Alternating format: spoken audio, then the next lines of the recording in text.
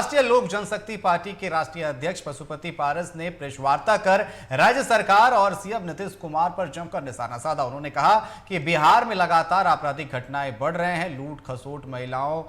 के साथ अत्याचार लगातार बढ़ता जा रहा है और सीएम नीतीश कुमार पर भी हमला बोलते हुए कहा कि उनकी मानसिक स्थिति सही नहीं है, वो मानसिक रूप से स्वस्थ नहीं है। आए दिन बिहार में लूट, हत्या और घटनाएं घट रही है और खास करके दलित महिलाओं पर विशेष रूप से हत्याएं हो रही है, काम हो रहा है और बिहार सरकार इस पर कोई ध्यान नहीं दे रहा। उसका एक कारण है कि बिहार में हमारे माननीय मुख्यमंत्री है, आप सभी लोगों को जानकारी है, तो मानसिक रूप से स्वस्थ नहीं है और कुछ ही व्यक्ति जो है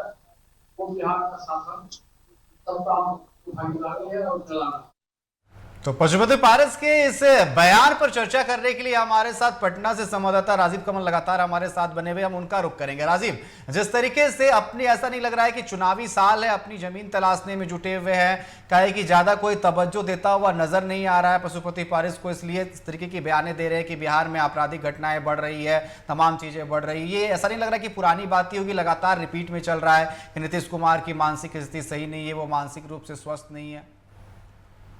पशुपतिनाथ पारस ने आज बकायदा प्रेस कॉन्फ्रेंस किया, लेकिन बताने की कोशिश वो कर रहे हैं कि हम गठबंधन में पहले वो एक जो है कि उनको तेजस्वी यादव की तरफ से बकायदा जब एनडीए से अलग होने की उन्होंने घोषणा की थी तो उन्होंने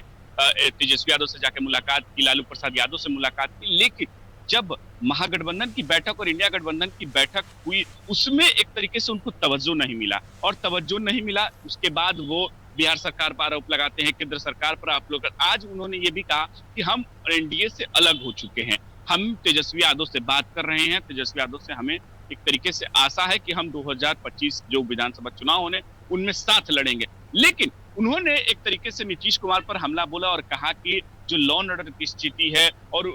यहाँ तक कि कहा कि नीतीश कुमार की मानसिक स्थिति ठीक नहीं है। लेकिन बात वही घूम फिर के आती है अनिकेत कि देखिए पशुपतिनाथ पारस के पास कोई ऑप्शन नहीं है। ऑप्शन है कि राजनीतिक तौर पर जिस तरीके से अलग थलग पड़े हुए, उनकी पार्टी का अलग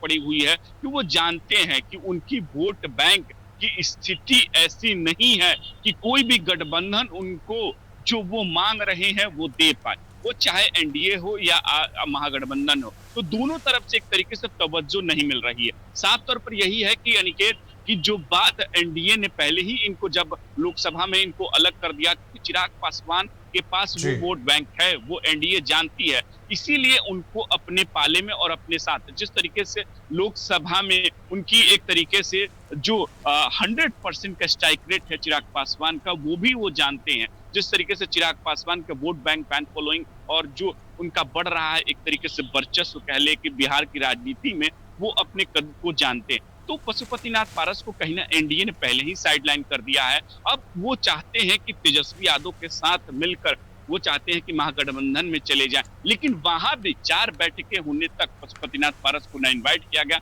न कभी बुलाया गया, न उनसे कोई बातचीत हुई। तेजस्वी यादव ने जरूर एक बार कहा था कि हाँ उनसे हम बातचीत करेंगे, उनके साथ अपने गठबंधन में लाने की कोशिश करें, लेकिन ऐसा कुछ दिखाई नहीं दे रहा। लेकिन आज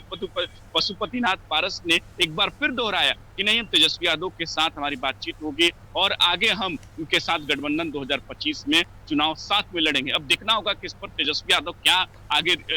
रिएक्शन देते हैं या उस पर क्या वो गठबंधन में इनको लेते हैं कि नहीं। लेकिन बात जरूर है कि पशुपतिनाथ पारस साफ तौर पर जान गए हैं कि अकेले चुनाव लड़ना बहुत मुश्किल है और बहुत ये है कि कोई भी सीट वो बचा पाएंगे या सीट जीत पाएंगे ये तो समय बताएगा। लेकिन एक बात जरूर है कि उनके पास ऑप्शन की कमी है और वो जानते हैं कि अगर एनडीए नहीं है तो फिर हमें वही महागठबंधन में आरजेडी के साथ अगर जाना होगा। लेकिन यही एक बात जरूरी कि कहीं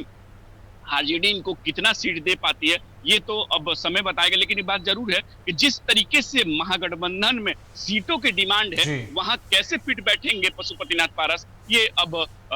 समय बताएगा। जी बिल्कुल, साफ तौर पर इनकी हालत वैसे ही लग रही है पशुपति पारस की कि हाथ का भी गया और पात का भी निकलने वाला है।